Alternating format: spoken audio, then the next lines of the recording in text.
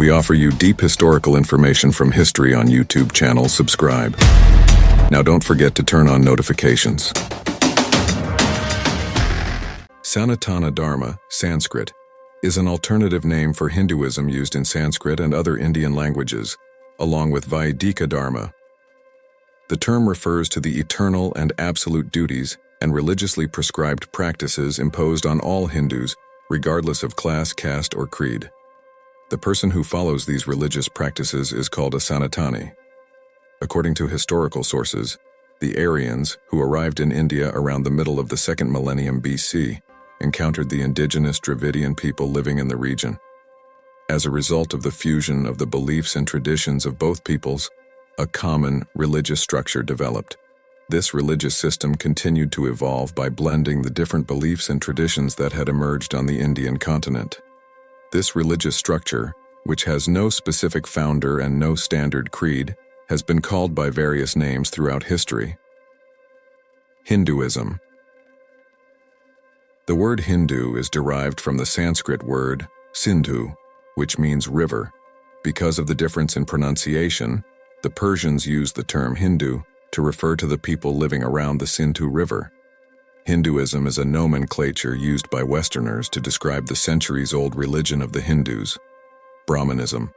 The term Barahimi in Arabic sources and Brahmanism in Western sources usually refers to early Hinduism between 2000 BC and the 5th century BC.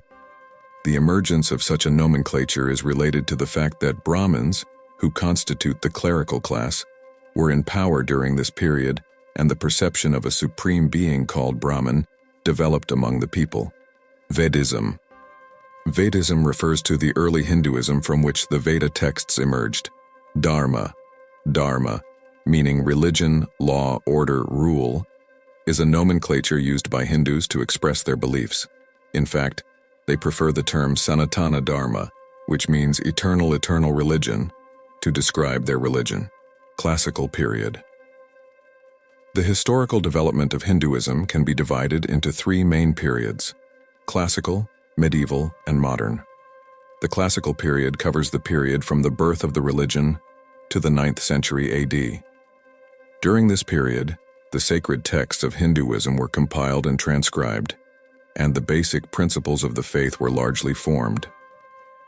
3 major sects and 6 philosophical systems and their literature emerged within Hinduism. Also during this period, some religious movements that did not recognize the authority of the Vedas broke away from Hinduism and adopted a new path.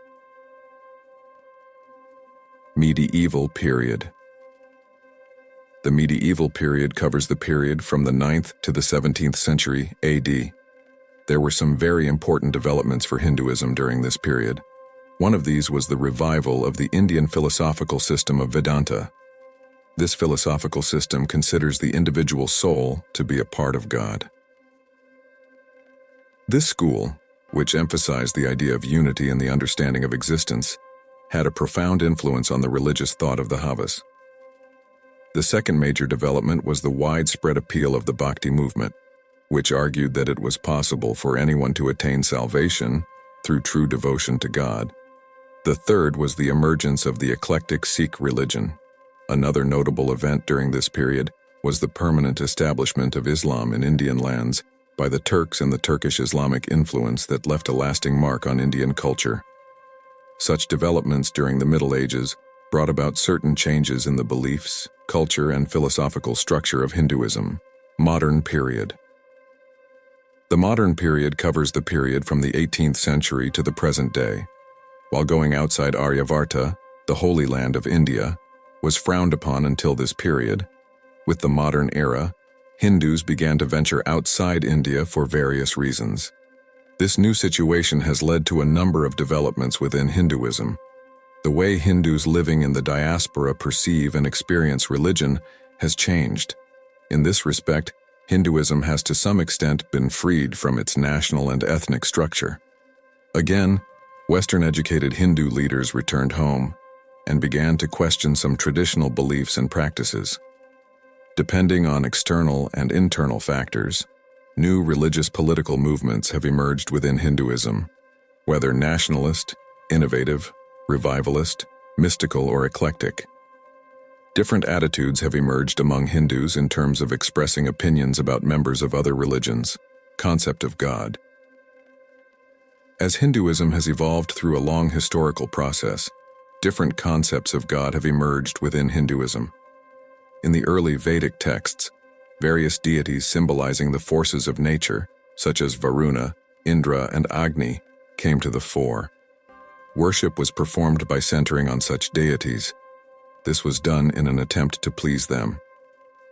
Although the polytheistic understanding is the dominant element in the Vedic texts, expressions such as "the truth is one," but scholars call it by different names, are occasionally included in expressions reflecting monotheistic thought. Atman Brahman identity. The Upanishad texts, compiled after the Vedas, mention a supreme being called Brahman. It is emphasized that other divine beings are inferior in degree to Brahman. It also emphasizes the idea that the human soul, called Atman, is a part of Brahman, and that everything emanates from Brahman. It is emphasized that the identity of Atman Brahman must be realized for salvation. A monistic perspective is presented by emphasizing the unity behind the multiplicity. This type of divine perception has retained its importance among Hindus to this day. Trimurti. Another concept of God in Hinduism is the doctrine of Trimurti, which means three forms. Over the course of history, as a result of religious and social developments, some of the early divine beings lost their value in the eyes of the people, and as a result, three major gods, Brahma, creator, Vishnu, protector, and Shiva, destroyer, became popular among Hindus. This concept of three gods, which became prominent in epic and Purana-type texts, has retained its importance to this day. In Hinduism, these three gods are seen as three different aspects of the essentially one supreme truth. He manifests and acts in three different ways according to the situation. The identity of the supreme god varies from sect to sect. Avatara.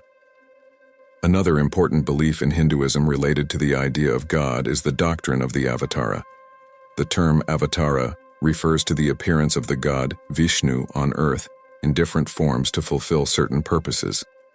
10 avatars are recognized in traditional Hindu thought. Fish, turtle, Rama, Krishna, and Kalki are prominent among them. The sacred text says, "In times when values such as truth, justice, and virtue are declining and injustice and disorder are increasing, I manifest myself openly. I am born in this world from time to time to protect good, destroy evil, and establish justice." This statement points to the purpose of the avataros. The main reason for God's incarnation in different forms of beings is to protect religious and moral values, to ensure that all beings act in accordance with their nature, and to show the path of eternal salvation to the truly pious. Imagination of time. One of the commonalities of Indian religions is that they have a cyclical view of the universe. According to Indian cosmology, the universe consists of 4 successive periods. Each period is called a yuga. Each yuga is shorter than the previous one. As we move from one period to the next, goodness and righteousness diminish and the world becomes worse and worse. In the last period, the Kali Yuga, things get so bad that the world can only be stopped by its destruction and recreation. From that moment on, the wheel turns back to the beginning, and the first cycle begins again. This cycle repeats itself forever. The idea of creation. In Hinduism, as in the concept of God, it is not easy to speak of a generalized idea of creation and worldview. The Upanishadic texts can be quoted to give a general idea. In the Upanishads, the creation of the universe and human beings is explained with an idea similar to the theory of emanation. According to this, the universe came into existence through gradual expansion and diffusion from Brahman. This idea is explained by a number of analogies, such as the growth of hair on a growing human being, or the emergence of a flame from a burning fire. As for the adventure of the creation of man, Brahman, having brought the universe into existence, brought man into the realm of existence. In doing so, He withdrew from the water emanating from him and gave it the form of a human being. After creating the universe and man, God created food for them. For this purpose, he turned to the waters and obtained food by heating them. Therefore, the Upanishads exclude chance. By recognizing the existence of a transcendent power that created all living and non-living things in the universe. Tanasu samsara refers to the cycle of birth, death, rebirth, the transmigration of the soul. According to this belief, the soul, which leaves the body at death, continues its existence in this world by assuming a new body in different forms of existence until it achieves its final liberation. The principle that determines the conditions under which it is born is called karma, deeds, actions. In this sense, karma is a kind of law that regulates the relationship between voluntary actions and their consequences. The holy text says, "The condition of a person is determined by his deeds and actions. He who does good will be good, and he who does evil will be evil." Clean behavior makes a person clean, and unclean behavior makes a person unclean. According to Hinduism, souls that survive samsara do not return to the world. From this point of view, some questions come to mind, such as, is the human population in the world decreasing day by day?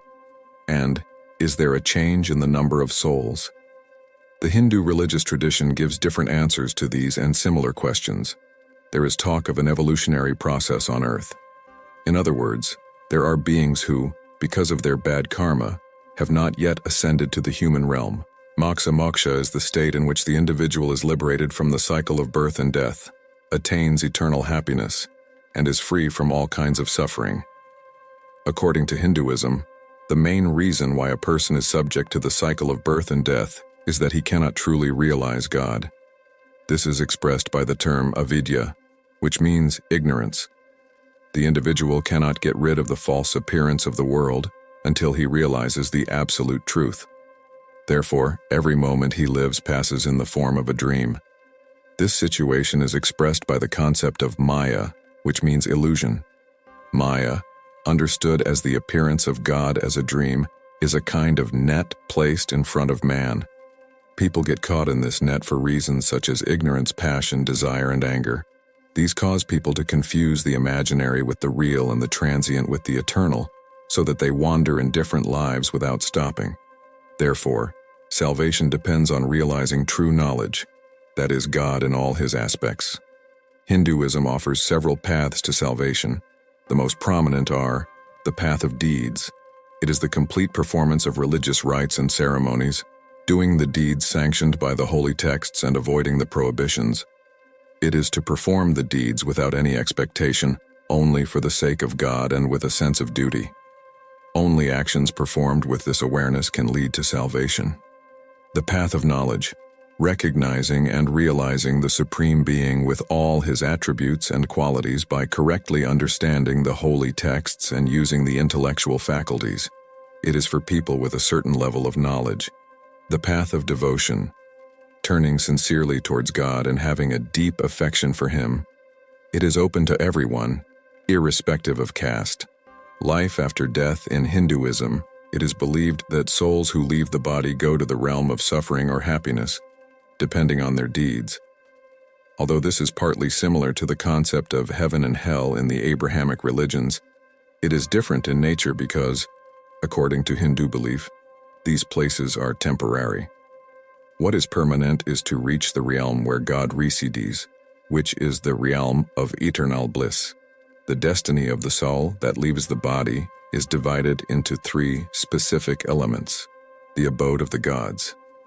The truly pious who have purified their souls from all worldly desires, realized God and worshipped him with love, deserve to go to the abode of the gods. Some of them go from here to the abode of the Supreme God and attain moksha, the land of the ancestors. Those who, despite diligently fulfilling their religious duties in life, do not attain the knowledge of God, deserve to go to the land of the ancestors. The length of their stay here depends on the number of good deeds they have done in their earthly life. After their good deeds are rewarded, they return to earth and reincarnate in different forms of existence. Third state. Those who do not believe in religion, disregard God's commandments and prohibitions, and do not refrain from committing grave sins such as killing a religious leader, are reborn immediately after death as non-human beings in evil states. Sacred texts. The process of creating the sacred texts of Hinduism began with the period of the Vedas, dated between 2000 and 400 BC, and was completed with the period of the Puranas, between 300 and 900 BC. These texts were passed down orally from generation to generation for centuries. It was not until much later that the texts were identified and transcribed. Hinduism has a vast corpus of sacred texts, but not all of them are of equal importance. In fact, the sacred texts of Hinduism are classified under two main headings: divine and human origin. The understanding of revelation. Revelation in Hinduism is God's communication with humanity. There are two types of revelation. The first is that God reveals himself as word and truth. In other words, God communicates his divine words to the saints called rishis. Sacred texts emanate from God in the form of a breath. In this respect, they are the manifestations or revelations of the divinity itself. The second type of revelation is that of God, descending to earth from time to reveal himself to mankind. Prophetic understanding. As in the Semitic religions, the source of revelation in Hinduism is God, and its recipient is man. In Hinduism, there is no idea of a messenger who brings divine revelation to the chosen ones, nor is there a clear understanding of prophethood. There are, however, wise men who discover and reveal sacred texts, and they are called rishi. From the Hindu point of view, they are not chosen by some superhuman power. The rank of rishi is an acquired phenomenon. That is, a very small number of very old and experienced individuals who have gone through many cycles of birth and death, have communicated with God in various ways, and have been the recipients of revelation. The meaning that Hindus attach to rishis is therefore somewhat different from the perception of prophets in Semitic religions. One of the main characteristics of prophets is that they warn people and show them the right way. Although there is no clear understanding of prophethood in Hinduism, it can be seen that the idea of warners finds a different response. In fact, in the Hindu religious tradition, over time, some prominent figures in the eyes of society were deified and believed to have descended to earth, avatara, as warners. In other words, the need for leaders was fulfilled by avatars. Here it is clear, of course, that the idea of prophethood and the doctrine of the avatar are not the same in nature. However, when the activities they perform and the mission they undertake are taken into account, it becomes clear that both have some similar characteristics. Waiting for a savior, Kalki, means one who destroys sin and puts an end to evil. According to Hindu belief, at the end of time, God will descend to earth as Kalki. Based on the stories in the sacred texts, the salient features of the era in which the Savior will come are as follows. Justice, prosperity, and religious values will decrease day by day. Forgery, perjury, and fraud will increase. People will be respected according to their material means and the quality of the clothes they wear. Merit, knowledge, and ability will be ignored. Those with material power will be placed in important positions. The bond of love and loyalty between husband and wife will weaken, and marriages will be based more on material expectations. People will be afraid to speak the truth and stand with the righteous. The collapse of religious, political, and social life in India has had the effect of reviving the idea of a savior among Hindus. In fact, they believed that a leader from among themselves would revive their religious values and break the influence of foreign currents. As a result, some important personalities in the society were seen as the expected savior by some sections of the society. Caste system. One of the most distinctive features of Hinduism is the caste system.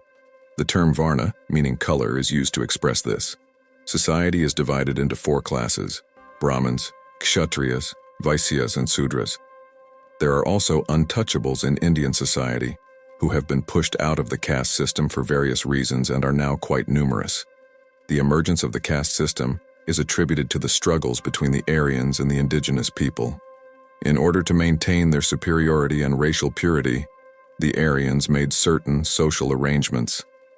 This view was also reflected in the sacred texts written at that time. In fact, the Vedas state that each caste is created from different parts of God who is conceived in human form. Thus, Brahmins were created from God's mouth, Kshatriyas from his arms, Vaisyas from his stomach, and Sudras from his feet. For Hindus, caste is a religious belief. It is essentially a classification related to the psychological and sociological structures of individuals. In other words, individuals are more inclined to fulfill different duties and responsibilities due to their character. In this respect, caste has an aspect that establishes the division of labor and order in the social field. Each individual has to fulfill his duties completely. Only in this way can they have the opportunity to be born into a better caste, and thus come a step closer to salvation. The caste system has been criticized from time to time for causing various injustices and unrest in society. The emergence of Buddha and Mahavira in the early period is an example of this. In the Middle Ages, leaders such as Kabir and Nanak objected to the practice.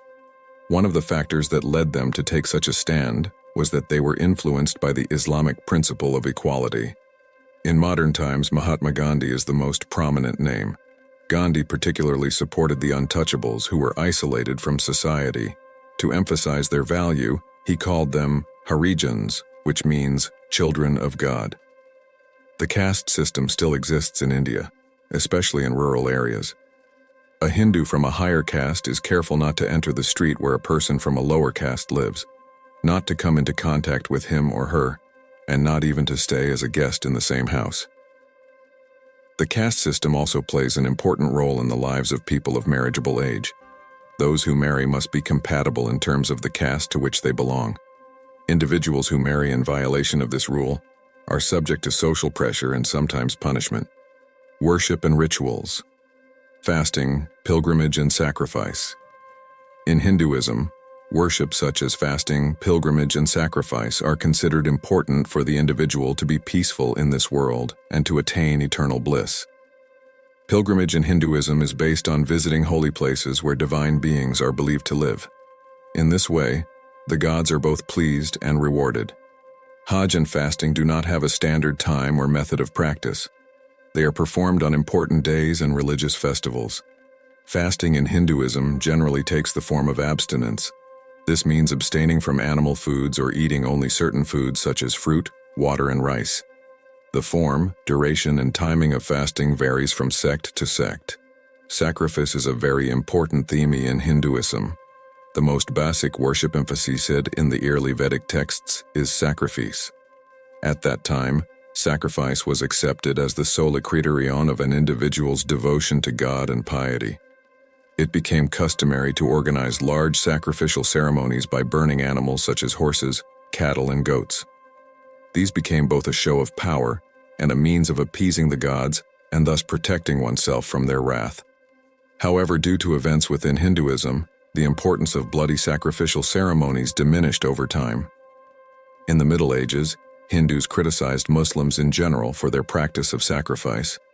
Therefore, offerings such as water, flowers, incense, and butter replaced bloody sacrifices in Hinduism.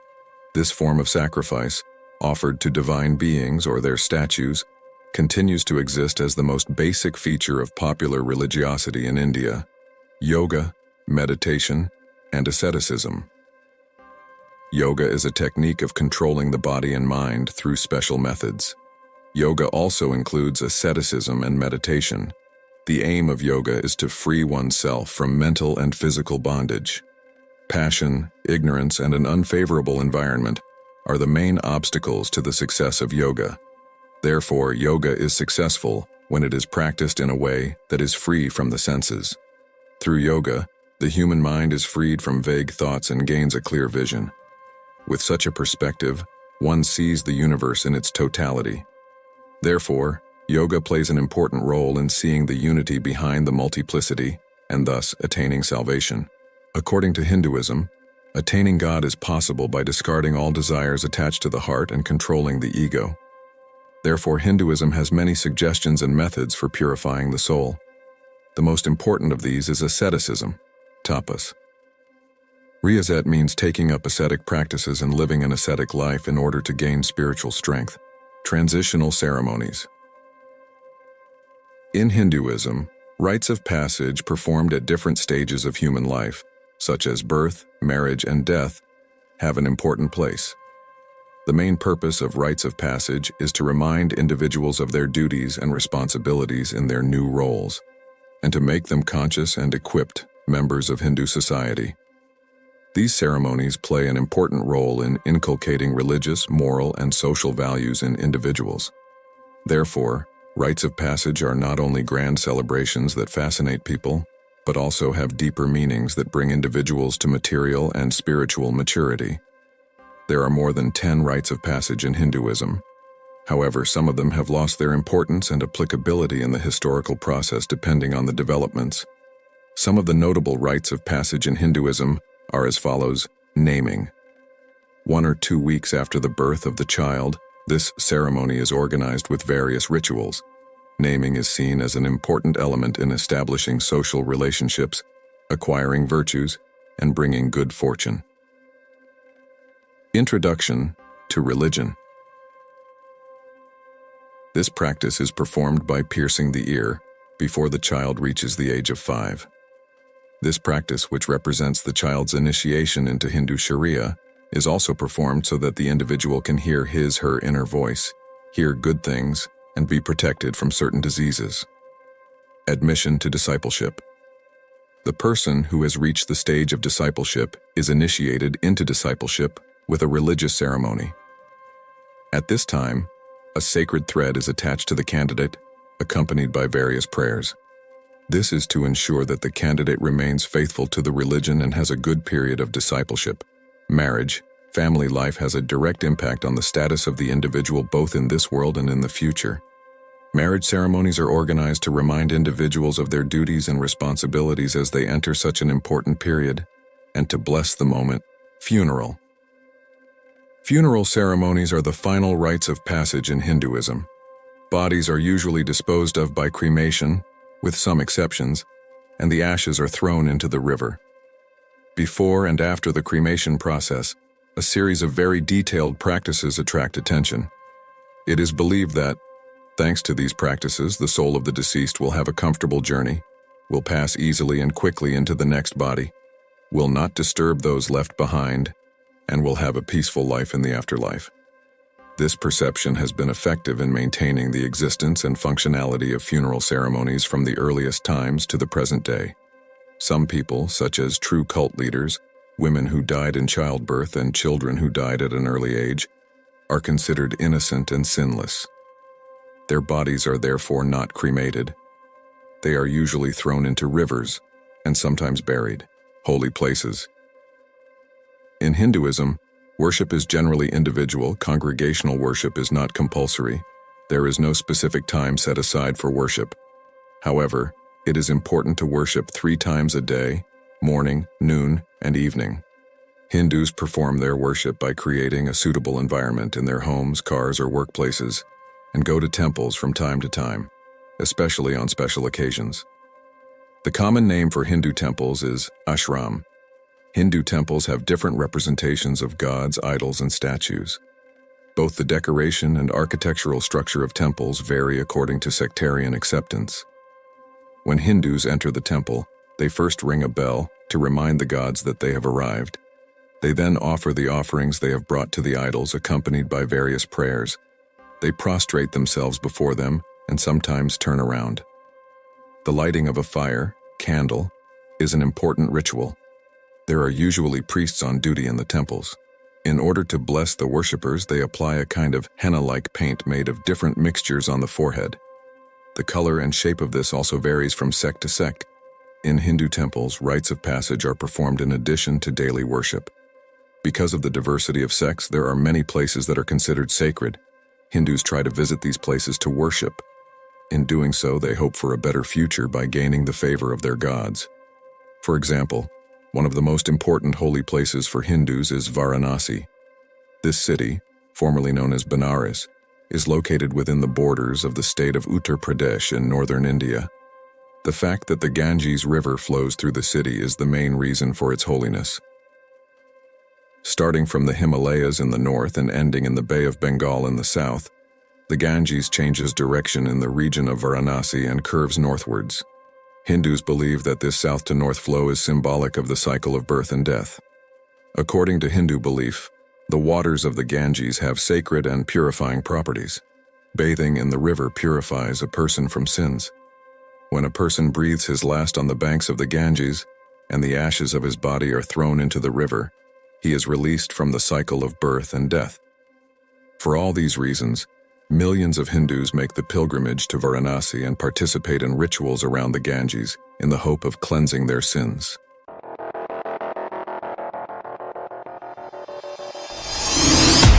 We offer you deep historical information from history on YouTube channel. Subscribe. Now don't forget to turn on notifications.